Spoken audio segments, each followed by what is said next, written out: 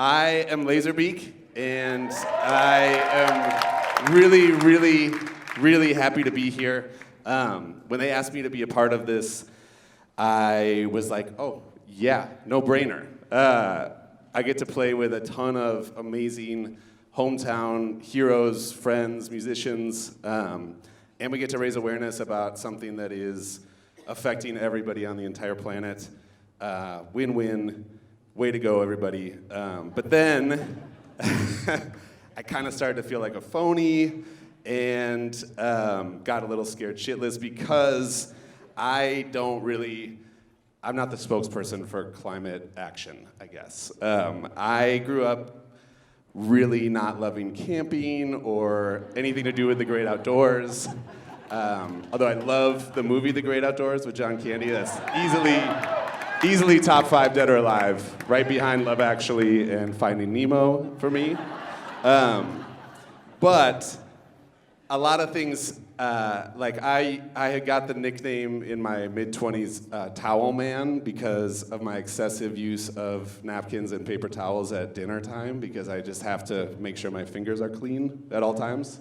So I'll go through like a roll eating chicken wings, and I know that's not good for the environment, and I've been kind of a mixture of blissfully ignorant about most of the environmental causes, or really quick to pat myself on the back when I do like the slightest thing that might be considered environmentally conscious. Like I recycle, like I do that. You know what I'm talking about? Like that's fucking tight. I really do, I recycle. When the straw thing went down last year, like we ordered some metal straws on Amazon Prime, and they came in like a lot of cardboard and plastic. And when, I tell everybody about it. Oh yeah, I'm using those metal straws, baby. No real plastic straws for me. And even last week, I got an email from the City Pages who was covering this event, God bless them, and they're like, what do you do to help? And I was about to go into my metal straw story, and then I was like, oh shit, I just used over 25 Ziploc bags to pack my kids' school lunches. So not super tight. All that to say that, when Climate Generation asked me to share my personal climate story, I super freaked the fuck out because I just assumed that there was no possible way I had one. Shout out to Josna, who walked me through it and held my hands and coaxed everything out of me. But what I came to discover is that to this point, my climate story has been that I just kind of assumed that other people had this shit figured out. And I figured the coast would definitely fall into the ocean at some point, but in Minnesota, it's so nice and pretty, and we're kind of like safe here. And I know that social media is like a total double-edged sword, right? It's a gift and a curse. But one of the things I really appreciate about it is that I get to see real-life personal stories from all over the world, and I am seeing now how climate change is truly affecting people everywhere. I'm seeing the personal stories, and that's allowing me to feel empathy and to realize that this world is bigger than me. Like before, I used to hear about the sea levels rising, and I would think about it like a movie, like The Day After Tomorrow, which is not top 5 dead or alive, but a pretty good movie.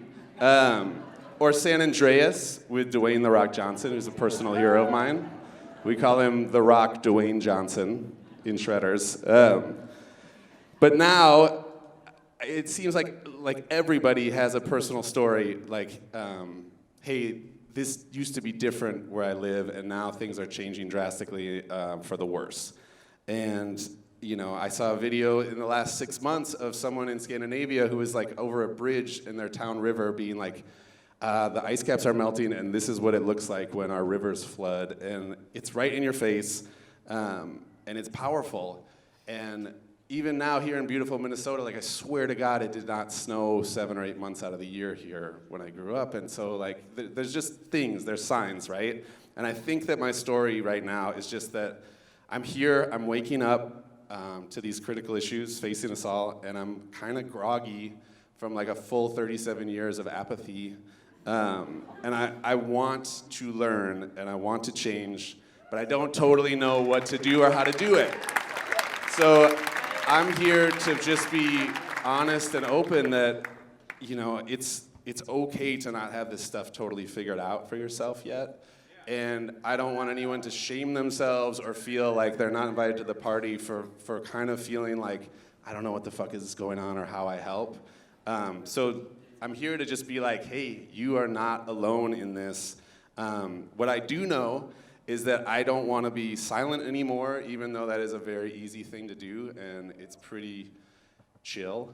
But I want to learn about climate change myself. I want to learn what I can do, and I want to help connect people. And as a musician and producer, like, it's not a huge platform, but it's a platform. Like, they gave me a microphone to speak into the void here.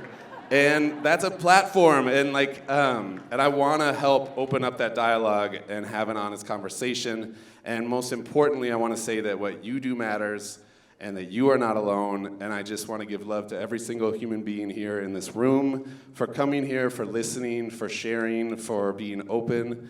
I want to thank everybody for having me and kind of opening my mind to these issues. So, thank you so much. Love to everybody.